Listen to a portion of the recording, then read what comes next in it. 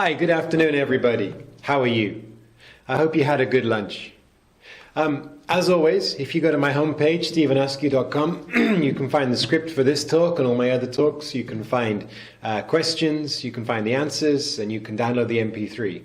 Practice your listening, practice your writing, practice your reading. Your English will get better. Okay, a couple of months ago, I did a talk about the moon. And while I was doing that, I mentioned the moon landing conspiracy. And I thought I would talk a little bit about that today, because it's actually quite interesting. Not because of the conspiracy itself, but more because of what it says about people in general. So let's have a quick look at that. Okay, conspiracy. What is a conspiracy? Well, the dictionary defines conspiracy as a secret plan by a group to do something illegal or harmful. Now, the important words in that sentence, of course, are group. One person on their own cannot conspire to do something. You must conspire with somebody. Conspiracy, conspire, comes from the Latin conspirare, which means to agree or to plot, basically. So I could conspire with somebody to steal something, but on my own, I just steal it. Okay, there are obviously a lot of very famous conspiracy theories. The JFK assassination, of course, even though the FBI, the CIA, the American government has released almost all of the documents pertaining to the assassination, people still believe that Lee Harvey Oswald on his own did not kill JFK. They think there was a conspiracy, there was another shooter on the grassy knoll. You know the stories. Maybe we could do that as a talk one day. It's quite interesting. 9/11, September the 11th, the terrorist attack in America, 2001. A lot of people think that the Twin Towers were brought down by American-placed dynamite, placed explosions. They don't think the fuel from the planes would have become hot enough to melt the building's superstructure and to bring it down like it did. They think, and they think there's video footage of this, that there are explosions at various points down the building which bring the buildings down. And they think that was done to ensure that the American people wouldn't argue when George Bush took America into the war in Iraq. But of course, that's obviously not true. The Hitler conspiracy. A lot of people, maybe not these days, but a lot of people after the Second World War believed that Hitler hadn't died, he hadn't killed himself, he had escaped and was living somewhere in South America, Venezuela or Argentina or one of those countries. And the American government actually released pictures of what Hitler could look like if he had escaped, like this one here. The flat earth theory. Quite recently, I don't know why, but recently this is suddenly becoming more popular again. There are many people that believe the earth is actually flat, not a sphere. And they believe that NASA and all these government agencies and schools and textbooks and you name it are conspiring against the general population to make them believe the earth is round. Why they would want to do that, I have no idea. But anyway, that's ridiculous. Of course, Watergate, the conspiracy that brought down President Richard Nixon, that was obviously quite a big conspiracy. People broke into the Watergate Hotel to steal, to fix some bugs they'd placed in the Democratic office, I think. And they were caught, and it turned out that President Nixon was complicit in this, and he'd been recording conversations in the White House, and he ended up lying, and that conspiracy ended up bringing down his government, basically. Anyway, the moon landing conspiracy, what is it? Well, obviously, Neil Armstrong first walked on the moon July the 16th, 1969. I've shown you a video of that before, I won't show it to you again. You all know that that happened. Shortly after that, well, in fact, that very day, conspiracy theories started to appear. Even though the footage was broadcast live across the world, one of the most watched broadcasts in the history of anything ever, many people think it was faked. They think it wasn't real. They think that NASA filmed Neil Armstrong, Buzz Aldrin, and Michael Collins in a film studio, basically, and used like trapezes and elastic ropes to make it look like they're walking on the moon. Why would people think that? Well, firstly, why did we go to the moon? In 1957, the USSR, the Union of Soviet Socialist Republics, had put the Sputnik into space, the world's first man-made satellite into space, 4th of October 1957. America was nowhere near that. Then 1961, Yuri Gagarin, Soviet astronaut, he was the first man in space, basically. Well, incidentally, as a side note, Yuri Gagarin actually died later on in a car crash, and there is another conspiracy attached to that. Some people think he was becoming too popular, so Stalin, was it Stalin? Or whoever was in charge at the time, Khrushchev? Anyway, had him killed. So that's another conspiracy theory, but let's leave that to one side. So America was losing the space race. The USSR was beating America at every level. First satellite, first animal, first rocket, first person. And America had to catch up. So May 25th, 1961, JFK, he made that famous speech where he said, by the end of this decade, we will put a man on the moon. We choose to go to the moon in this decade and do the other things, not because they are easy, but because they are hard. Which they did, of course. But many people think they couldn't. The sheer cost alone, it cost $30 billion of their money, which is hundreds of billions of dollars of today's money. And many people think that it wasn't actually possible to put a man on the moon in that short period of time. So rather than lose face, what JFK, well, he was dead by then, but what the American government and NASA conspired to do was fake the moon landing. Ta-da! All right. Let's talk about some evidence. Let's talk about 10 reasons why people think the moon landing was faked. I'll go through these in no particular order. The first one, if you look at pictures like this, the crosshairs in the middle appear to be behind the objects in the picture. Here, the crosshair is behind part of the rover, and here the crosshair is behind an astronaut. And people say, well, there you go, there's evidence that the photographs were doctored. Obviously, these characters, these people have been placed in after the photograph was taken, number one. Number two, people say the high-definition photographs are too good. They could not have been taken in space. They must have been taken on Earth. Number three, people say there are no stars. You're on the moon, it's dark, it's black, there must be stars in the sky. Look at our sky, when it's dark, you can see stars. There are no stars, therefore, it must have been filmed with a black background in a movie studio. Number four, the shadows. Look at this picture. The shadows are all over the place, higgledy-piggledy. If you look at shadows on Earth, obviously, because we have the sun, all the shadows go the same way. But in this photograph of the moon, there are shadows going this way, this way, this way, and this way, which obviously must mean there is more than one light source. Ergo, it's filmed in a film studio with different spotlights. Number five, identical backgrounds. Look at these two pictures. Both taken in different places, but the background is identical. It must be a picture. It must be a film set. Number six, the waving flag. Neil Armstrong plants the flag and it waves in the wind. There is no wind on the moon. It must be in a film studio. Number seven, the props. Look at this rock. It has a C written on it. It must be a film prop. Number eight, hotspots. Look behind this picture. This is Buzz Aldrin, I think. Look at the ground behind him. It's obviously lit by a spotlight. Number nine, footprints. Look how clear that footprint is. There is no way you could get that in a vacuum. Number 10, Neil Armstrong steps off the ladder, first man to put his foot on the face of the moon. Who filmed him? There must have been someone there filming him. Okay? Right, those are basically my top 10 reasons that I found researching this. Now let's go through and look at each one of them individually. Number one, the crosshairs. Obviously the crosshairs are marks that are etched onto the camera lens. They're done to give perspective, because on the moon there is no perspective. So these are marked on the camera lens, because if you know the size of those, you can work out the size of the things you're looking at. However, they're not actually black lines, they're just marks on the camera. At the time when you processed a photograph, there was no way of separating that mark from anything that's white. So if that mark is in front of anything that is white, it will disappear. If you reprint those photographs using modern techniques, they reappear. Look at this photograph. Boom. Okay. Number two, high definition pictures. They took some pretty impressive cameras to the moon. Hasselblad cameras, which are very, very nice cameras, very, very high definition cameras. However, not all of the photographs are good. NASA obviously chose the photographs they wanted to publicize. There are thousands and thousands of photographs that are terrible. Number 3, no stars. Just because it's black doesn't mean you should be able to see stars. It's daylight, it's daytime. They landed on the moon in daytime, in direct sunlight.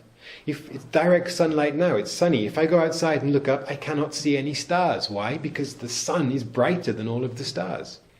If you were to go to the other side of the moon, you would be able to see stars. But on the side with the sun, you cannot see them, for the same reason you cannot see stars at night if you go into a bright city. Light pollution. So there should not be any stars. Number 4, shadows. Shadows are all over the place because, yes, there is more than one light source, but not in the way the conspiracy theorists mean. There is only the sun, of course, but the sun is reflecting off everything. It's reflecting off the moon lander, it's reflecting off their very white spacesuits, and it's also reflecting off the ground, which is extremely reflective. So because the sunlight is reflecting in different angles and bouncing around, you are going to have different angled shadows. But not just that, the ground, of course, is not completely flat. There are hills, there are dips, there are craters. So if you have two rocks next to each other and one shadow is here and one shadow is here, this piece is on a small hill. You can recreate this image quite easily. Look. Number 5, the identical backgrounds. The backgrounds are not identical. They are very similar. These are not hills, these are mountains in the far distance. If you look at this photograph of mountains on Earth, you can see that the mountains are in the distance. How do you know that? Because they're hazy, they're not quite as well focused as the details in the foreground, and because you can look at the trees, the water, and you can judge the distances through experience. The moon does not have an atmosphere, so things in the distance do not appear any hazier than things in the foreground. And the moon does not have trees, so you cannot judge the scale of things. So these mountains in the far distance appear like hills close up, which of course they are not. The waving flag, the flag is not waving. As Neil Armstrong puts it in, the flag is fastened here and here. As Neil Armstrong fastens it in the ground, he turns the flagpole, which makes the flag move. And it stops. And then it doesn't move again. It looks like it's waving because the flag was folded up. And when you unfold it, it has creases. But it's not actually waving. It's just hanging there, as it would in a vacuum. Labeled props. That's a mark on a stone. You can find other marks on stones. Look at this. Hotspots. This is not a spotlight. This is light reflecting off their very white spacesuits. Sunlight is very, very hot. The surface of the moon is very, very hot. To cool the astronauts down, they had cooling systems inside their spacesuits, but also they had highly reflective spacesuits to reflect back as much sunlight as possible. And that would mean that their sunlight would be reflected in all different angles, also onto the ground, looking like spotlights, which it's not. The footprints. Sand on Earth and dust on the moon are very, very different. Sand on Earth is weathered by rain, by wind, and the particles, they rub against each other and they become very round. If you stand on a soft beach, take your foot away, the sand falls back. On the moon, because they don't have wind and they don't have rain, the particles are not weathered, they're very, very sharp. And these particles catch against each other. So if you put your footprint on the moon, it will stay there forever, unless it's hit by a meteorite. In fact, you can look at the moon right now and you can see the things that the astronauts left there. And if you had a powerful enough telescope, you could see that footprint, if you know where to look. Number 10, who filmed Neil Armstrong? The camera affixed to the side of the moon lander. Okay, I got a bit carried away there, sorry. There are two more things. There's one more thing a lot of people also bring up. There are a lot of deaths of people connected to these programs. A lot of deaths of young people who are connected to these programs. And people say, see, NASA has been going around killing people that were going to give the game away. But if you think about it, most people that are connected with the space industry, most astronauts, how do they become astronauts? They go through the military, usually through the Air Force, and they're usually test pilots. Test pilots have a higher rate of death than the average person because they're flying untested planes. Test pilots also drive faster. They also take more risks. It is not unusual for a large number of people involved in a space exploration program to die. It's not unusual. Okay, two more important things that kind of refute this conspiracy. The first one, of course, is people conveniently forget Russia. Now, Russia was winning in the space race. When America started to build their Apollo rockets, to start their Apollo program, Russia was watching them. The Cold War was in its depths. Russia had spies in America. Russia had satellites. Russia was following the whole space program. If the Americans had not actually gone to the moon, Russia would have noticed, and they would have told people, because that would be a huge public relations victory for them to be able to prove that America did not go to the moon. If it had been faked, the Russians would have known about it. And the second thing that makes this conspiracy completely impossible is this. I talked about the Watergate conspiracy. Richard Nixon's presidency was brought down by this. There were 70 people, approximately, involved in that conspiracy. 70 people. And they could not keep this secret. So many of them talked, so many of them gave away the secret, that within months the whole thing collapsed. 70 people. Do you know how many people were involved in sending the Apollo 11 to the moon? Can you guess how many people? 400,000. 400,000 people would have to be complicit in this conspiracy. 400,000 people would have to keep this secret, would have to not tell anybody or give anything away. Is that possible? Is that even remotely possible? Of course not. Even if there was evidence that you couldn't argue, even if there was irrefutable proof that the moon landing was faked, 400,000 people could not keep that a secret. It would have come out decades ago. It's obviously not true. Okay, now, people believe in conspiracies like this. Why? Well, up until 2001, about 6% of Americans believed that the moon landing was faked. After the moon landing in 1969, that was high, and gradually it came down, of course, because education, information, people worked out that it was obviously not true. In 2001, Fox, the Fox film company, they released a documentary called Conspiracy Theory, Did We Land on the Moon? As soon as that program was released, the number of people that believed that the moon landing was faked went from 6% to 20% because of that one program. What does that say about us as a people in general? Well, firstly, it says that we believe the media.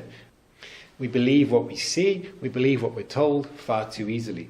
Companies like Fox, they produce programs that they think people will watch. They don't worry about the truth. I mean, if you watch Fox News, you would understand that pretty easily. They don't worry about the truth. They produce things that they think people want to watch. They are an entertainment company. Now, our problem is we don't take that with a pinch of salt. We just watch it and we accept it, which we shouldn't do. The second thing is we implicitly don't trust our governments.